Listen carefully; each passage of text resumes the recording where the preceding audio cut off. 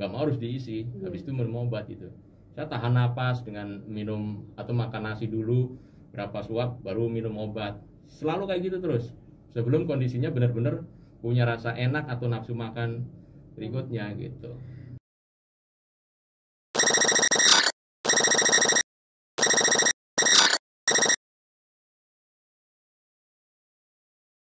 Terus Pak Bagas saya mau tanya nih ya, ada rasa spesifik nggak sih tentang COVID itu? Misalkan kan Pak Bagas rasain kan emah, terus udah gitu tenggorokan sakit, terus penciuman tidak mencium apa-apa ya gitu.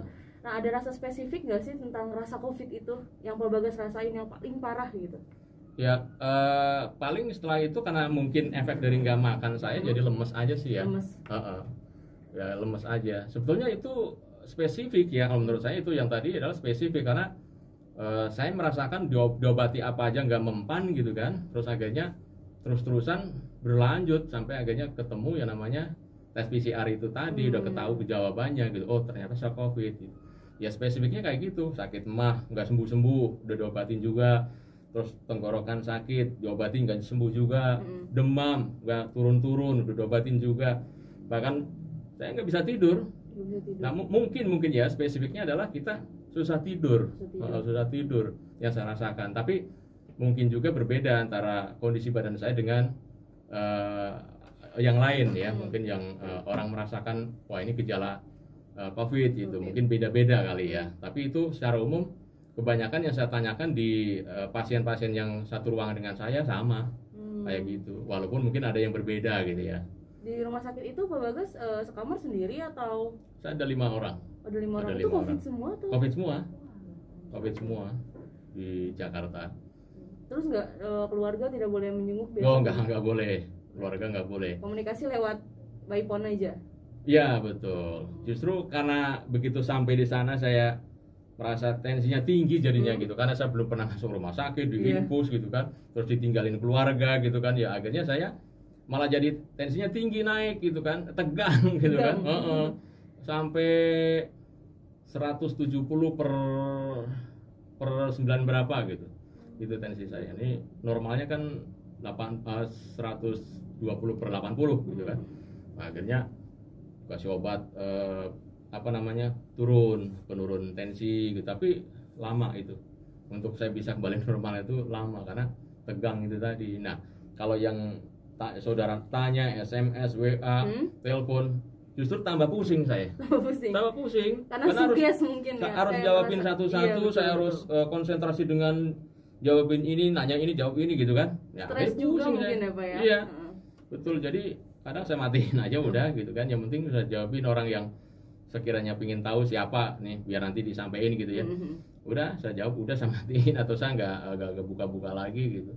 Karena tensi saya tinggi, nggak boleh artinya nggak istirahat, harus istirahat. Betul. Harus istirahat total.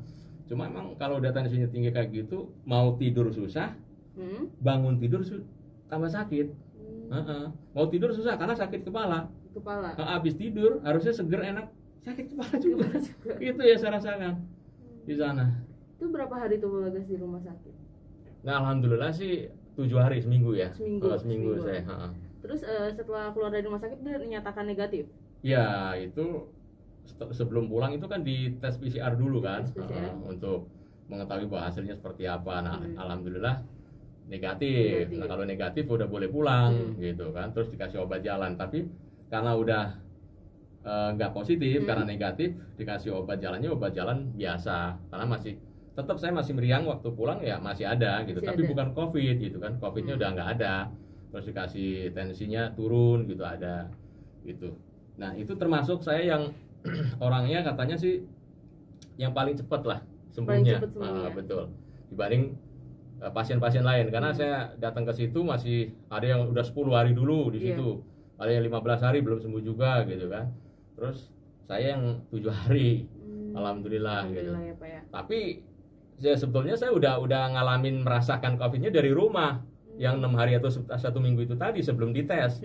Nah itu kata dokter itu juga hitungan juga gitu kan. Cuman nggak langsung dikasih obat karena belum tahu gitu.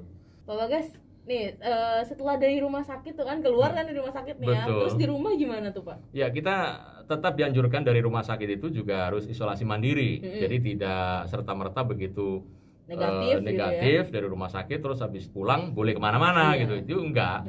Jadi tetap kita isolasi mandiri. Ya minimal 2 minggu. 2 minggu.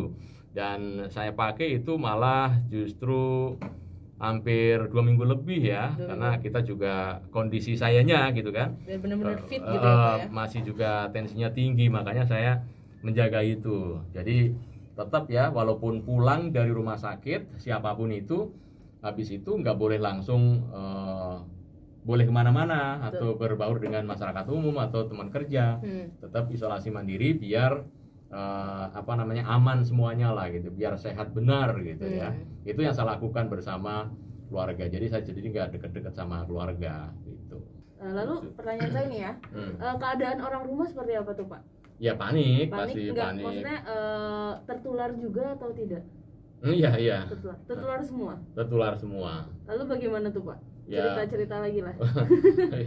Ya sebetulnya sedih ya kalau diceritain ya, sedih atau kita juga prihatin juga, tapi alhamdulillah mungkin Allah Subhanahu wa taala itu yang memberikan cobaan untuk saya gitu ya. Tapi ya kita harus mensyukuri, alhamdulillah sekarang kita udah sembuh gitu ya.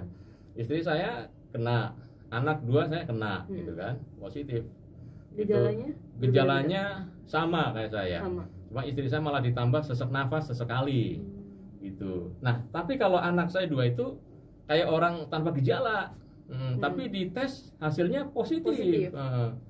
Tapi dirasa, kenapa Dek? Rasanya gimana? Nggak ada rasa apa-apa, biasa aja gitu. Nah kalau istri saya lebih lebih merasakan sakit, demam juga tinggi, sesak nafas, sakit kepala gitu ya.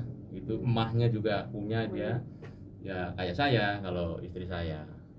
Pak Bagas, saya baca informasi dan berita nih ya, kayak dengar lah desas-desus. Memang benar COVID ini menimbulkan penyakit bawaan kita juga jadi ke bawah-bawah gitu. Jadi kita ketika COVID, misalkan Pak Bagas tadi punya emah juga, jadi emahnya lebih parah.